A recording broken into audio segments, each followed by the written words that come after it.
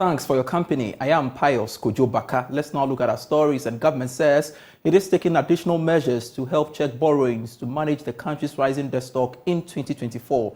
These initiatives have been captured in the Debt Sustainability Strategy Report for the next 5 years.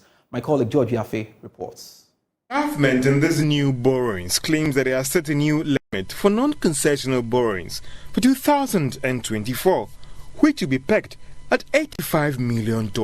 This can be classified as borrowings from the commercial market at full interest rates and not from the country's development partners. The Finance Ministry states that this new limit will cover central government borrowings as well as state-owned enterprises and all entities. Government has also announced that it will not initiate new projects and funding from non-concessional sources. This means that all the existing projects and new ones that could be carried out in 2024 may be supported by the country's development partners and concessional means. But at the time that government is yet to reach a deal with the external creditors on restructuring of their debts, it is not clear for now how government is planning to even borrow fresh funds through this non-concessional means next year. According to the 2024 budget, the country's total debt stock in relation to the GDP has reduced from 73.1% as at the end of 2022 to 66.4% ending September this year. All right, we've got to delve deeper into this, and the IMF board meeting to consider Ghana's first program review and disbursement of second tranche of funds has been moved to November 29th instead of this Wednesday. This is what Joy Business has picked up from persons working on Ghana's IMF program, and my colleague George Yafe has been following up on that issue and joins me in studio for more on that. George, so it is confirmed, we do know that this Wednesday we are not going to see the meeting happening. Well, there hasn't been any official communications coming from the fund, but based on our engagement with those who are working on the program, which includes the IMF, all the partners here in Ghana, it was clear that the meeting, the fund had initially set November 22, that is just this Wednesday, but it has moved it to next week, Wednesday, being November 29. And you want to ask that why? Now, this is more of a precautionary measure that the fund is taking, and not because Ghana hasn't met any targets under the program. We understand that one of the creditors, that is China, is making a case of pushing for the target date that the IMF has set for the credit firms, or the debt should be reviewed from December 2022 to March 2020. China is arguing that they think that the fund should bring that target date or cutoff date forward, because if you bring it to December 2022, there are existing projects that they are still financing. So how do we restructure this? So there are still discussions going on there, and the board thought that, listen, let's give another week for all these things to be dealt with. But as far as we are concerned, and based on what we have picked up in terms of all the targets and the requirement, there isn't any challenge on the table right now. Ghana has met all the targets with respect to these creditors, and discussions are going on too. These are legal issues, and they are kind of fine-tuning them. All right, so I was coming to that, if indeed that means that we are struggling to meet our targets. From the persons you are working with, what are you... From those that have engaged and independently trying to check the checkbox and all those things, it doesn't appear that this review was due to the fact that we have missed targets. That's why it's being done. We're supposed to meet Wednesday. Now, the fund wants to meet, and there are several countries that are all pushing for board dates. You want to set that board date and meet when everything is cleared for them to do their independent assessment. The fund thought that, listen, because of some of these discussions that are going on between some members of the official credit committee and the fund, this 1 week extra will help deal with all those issues, and then they could meet and take a decision. Also, don't forget that what the fund is looking for is not an agreement between Ghana and these creditors, more of a memorandum of understanding, or even some would say just a letter, or even maybe a release to say that we have agreed with Ghana that we are good with these terms and we are going to go ahead to have negotiations with them. So it is more of agreeing to the terms of this debt restructuring terms. And that is what the official credit committee is looking at here, that we've agreed on these terms and we are going to go ahead and have a discussion. The fund is not looking for an agreement, or the fund is not looking for a deal being reached before this board meeting should take place. All right, so what are the issues being raised by the issuers in that space as well? Well, as I explained to you earlier, China, for instance, was asking that, listen, the fund initially said that every debt that Ghana has contracted before December 2022 by these bilateral creditors should be out for restructuring. Now, China, for instance, has argued that, listen, if you look at the Palace Mall construction going on, and even the one at East Legon, even the Teshi, these were fresh credits that were extended to Ghana, and we are still in the process of advancing fresh capital to Ghana. So how should those debts be classified or be put up for restructuring? And they were proposing that, why doesn't the fund set March 2020 as the end date or the cutoff date, that every debt that Ghana has borrowed from China up to that day should be up for restructuring? And those were some of the little disagreements that they are trying to iron. And we understand that if things go as planned, it is likely that this week or early next week, that MOU or even that agreement that they are looking forward to get from these creditors should come in time for the board to meet to look at Ghana's issues. They were also picking up information that some of these members are asking that under the fund program, Ghana's economy should have performed at a certain level. It appears that we are doing better than that. They're even pushing for an insurance that if the economy expands more than what they have projected under the program, there should be some compensation to them in getting more in terms of what they're supposed to get under the restructured debt. So these are some of the issues, but as far as the targets, the benchmarks that Ghana should meet to go into the board, as far as we are concerned, and also engaging other independent actors, it looks like Ghana has met all those critical targets that is needed to go to the board to get the program. Great news there, George, and keep monitoring that space for us, and of course we shall come to you as and when we need them. Let's get a better appreciation of this further on the economy, and let's get on the phone lines and speak to economist Professor Peter Quartey. Thanks so much, Prof, for joining me on Business Live. First off, what do you make of the IMF board's decision to revise the meeting date? As we do know, it is somewhere 29th. Yeah, good evening and good evening to your discerning viewers. Yes, from all indication, it looks like the comfort letter has to come. Unfortunately, that has not been ready, and therefore the IMF board think it is appropriate to postpone this meeting so they could review and they could get the comfort letter. But I would say, although George spoke about November 29th, I think we can even add a week to this, let's add a week to this so that we don't, put ourselves put too much pressure on us. After all, government has met all the requirements. There's supposed to be a deficit gap of 0.5% of GDP, which has been met, and we also supposed to have read the budget, that has been done as well. So all that is required is the comfort letter from the creditors, and I believe that discussion has to go on. We cannot be very definite that November 29th would happen, but at least if we add about a week, first week of December, I think it will be more comforting than sticking our neck out and saying November 29th. All right, so some issues have come up in these debt negotiations. China, for instance, wants the debt cutoff date to be moved to March 2020 from December 2022. Is that justifiable? It is a right thing to ask because I believe that some of these fresh loans or some of these debts have not been completed. Some they are even disbursing. That's what we are told. So if there's a facility that they haven't finished disbursing and you are going to apply haircut or restructuring, it becomes quite difficult. But if we move it to the 2020 target, I think that will be more comforting to the creditors. But in all of this, it's a negotiation. I think they all have to compromise one way or the other. So let's wait and see. But I think China is justified in asking for that situation. And I need you to clarify this for me. You are looking at the next week of the date. Is that to suggest that the November 29th date is not feasible? Well, I'm not saying it's not feasible, but I am just being cautiously optimistic. I think we should look at first week of December, because this, given the details that we are discussing, we don't want to be so definite. So, and I think we've come a long way. We've really come a long way that I don't think there's a need to rush, there's a need to panic. Let's just allow the creditors as well as government to do the negotiation on our behalf.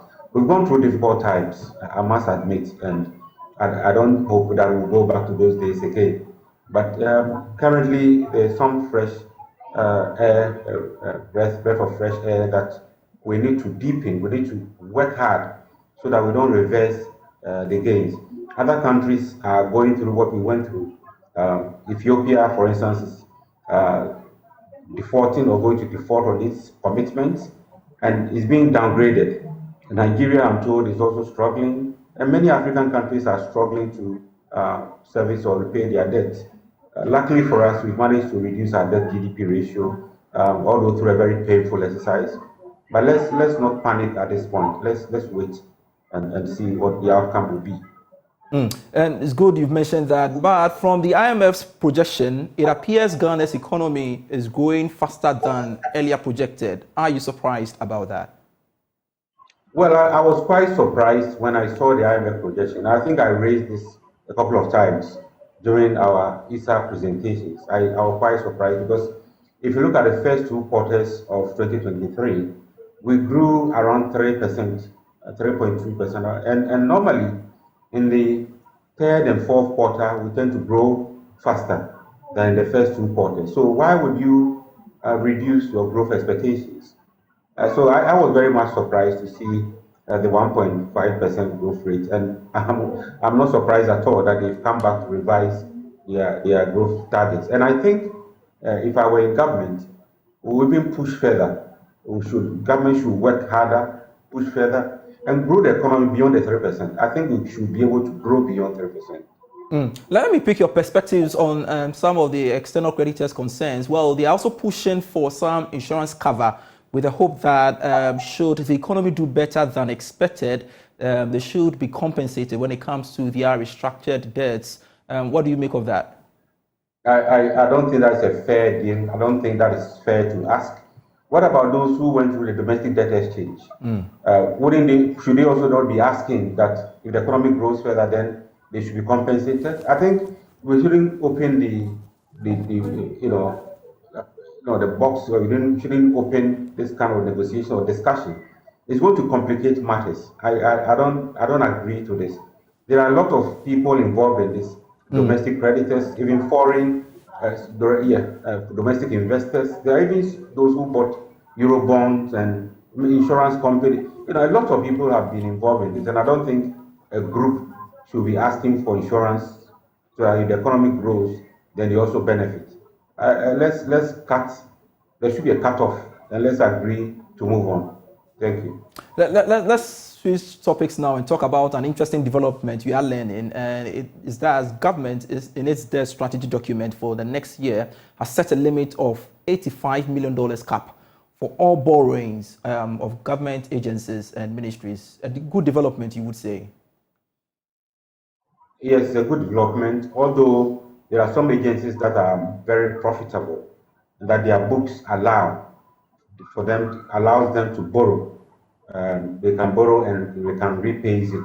But given where we find ourselves, I think we need a cap so that we don't basically overborrow or borrow beyond reasonable means. I mean, that is what has led us to where we are currently. So it's a careful and cautious step to avoid future debt overhang. And I think we should look at it. But having said that cap, I believe there are some companies or institutions or government agencies that are more profitable and could be allowed to borrow more, whereas others that are not profitable, that are not yielding enough revenue, should not be allowed to borrow at all.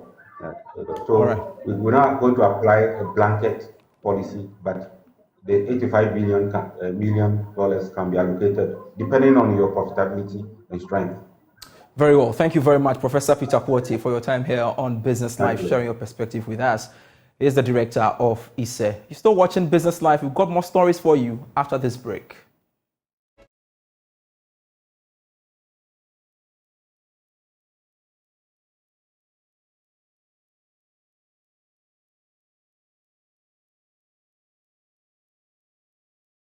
Hello, welcome back to Business Live. To one of our headline stories, and a new study conducted by banking consultant Dr. Richmond Etuahine and two other researchers has revealed that the losses by the banks as a result of the domestic debt exchange program were far lower than earlier anticipated. According to the report, the banks made losses of 7.3 billion cedis compared to the earlier 41 billion cedis. This is due to a reduction in the exchange rate losses. Thankfully, the lead researcher for this study, Dr. Richmond Etuahine, joins us via Zoom for more on that. Thanks so much, Dr. Etuahine, and good to see you once again. How did you come about these findings? Good evening, and good evening to your cherished listeners and viewers. Originally, the maturity period for the bond was extended to 15 years, and that is what was expected, with the coupon rate dropping to 9.1%. Somewhere along the line, when the finance minister made a presentation after Marrakesh, Morocco, he came with a new setup of payments and terms. We realized that those with maturity 15 years has now been streamlined to 8.3, but the coupon rate remained the same. But if you use the same discount rate as was used for the original calculations, the losses has really reduced significantly, because the longer the period, the greater the losses had to be. Fortunately, having reduced it from 15 to 13.8 to 8.3, it has brought in the losses to a reasonable level. And don't forget, having reduced that level has been shifted to Bank of Ghana. So Bank of Ghana losses have now risen to that level. So it's some sort of compensatory factor that the minister did, because the banks earlier, most of the banks were going to go under, and especially the foreign banks, they started looking at recapitalization. So after studying it critically, the government decided that we take the softer option so that most of the banks do not go under. I think that is the reasoning what they did that. Fair enough. But I guess this should be a great relief to the banks. Definitely. I mean, we're going to see a lot of write-backs in the year. I know one bank is going to do equivalent of 1.6 billion write-back for the end of the year. So the banks will come back. Seriously, they will come back. And if you hear what the governor has been saying over the last 1 month or so, he said the profitability is going up, and it's going to go up. So it's a good news for the banks, especially about 15 of them. It's not going to be terribly, it was going to be very, very good for them, so that they can write back to bring their solvency, liquidity, and profitability to the acceptable levels as it used to be. There were a few of them would have to go around it and see how they will go to the Ghana Stability Fund. All right. So what are the implications of these going forward? Are there any lessons for us to learn? Well, there are lessons for us that, ever since we started this debt restructuring, it has been going forward and coming back. I would have thought that we should have done all these stress testing first. We've changed the terms, varied the terms 3 times. And I'm wondering why we couldn't have done that to resolve this issue. So going forward, I believe that we should do a lot of these stress testing with models, so that we will not arrive at where we arrived. So now that they have finally come out, I think we have learned a lesson from it, that debt restructuring brings people together. Look at transparency. There must be transparency, good faith, timely information, good dialogue between the domestic debtors. So I believe we have learned a lot from what has happened now. And it is a good news for the banks. That is the good thing for the banks. Indeed. Thank you so much, Dr. Richmond Ituahini, for your time here on Business Live, and we are indeed grateful. You can visit myjoyonline.com/business and you will see the report there. All right, so let's move away from that and touch on the story. Macroeconomic modeling in Ghana appears to be on the right track. That's according to African Development Bank's latest report on benchmark macroeconomic models for effective policy management in Africa. There is more in this report. The 2023 African Economic Conference in Addis Ababa, Ethiopia, witnessed the launch of the African Development Bank's report on macroeconomic models for effective policy management in Africa. As stakeholders at this conference reflect on the imperatives for sustainable industrial development in Africa, the Development Bank outdoored its latest survey, which carried out an inventory of macroeconomic models currently used by countries while gaining a better understanding of their features and predictive capacities in order to diagnose existing capacity needs in African institutions. Professor Kevin Chika Urama is Chief Economist and Vice President of the African Development Bank. While some might argue that economic development is often a gamble, it has become evident that having sound models that are embedded in national realities improves the probability of winning that gamble. This report was designed to elicit better understanding of the situation in Africa, map the macroeconomic policy modeling capabilities on the continent, understand the specific needs of these countries, their specific contexts and the questions they want to answer, and then develop protocols for cooperation in macroeconomic policy management in Africa. The Benchmark Macroeconomic Models for Effective Policy Management in Africa report also did a country-by-country analysis, which noted improved global macroeconomic conditions, strong domestic demand and growth in capital expenditure to lead the reboot of economic activity in Ghana, while forecasting real GDP growth by 4.7% in 2023. Although the report rates macroeconomic modeling to be on the right track in Ghana, it also called for improvement in the area of enhancing the capacity of staff to allow for responsiveness to the changing economic structure. So one key takeaway from this exercise is that many countries have realized the importance of modeling for their own economies, for informing policy decision, for informing, if you like, their own allocation of resources from the budget. And we also have noticed that to a large extent, there are some differentiations in the way these models are used. Some are externally imposed on these countries, probably not imposed as such, but they are as a result of external support rather than demand-driven. Maybe out of technical assistance for a program that these countries are implementing, but others are as a result of being part of the IMF program, for instance, and they are allowed to use the financial programming, for instance, which is aligned with the IMF program itself. But generally, we have noticed that some countries have also built in country capacity, but we need to own our own development agenda, including domesticating macroeconomic modeling that will inform our development planning, so that we can as well be at par with China, with Europe and many other developed countries. The African Development Bank remains hopeful that its latest findings will assist all relevant global, regional and national stakeholders to better navigate the rapidly growing and evolving African landscape of policymaking and macroeconomic modeling.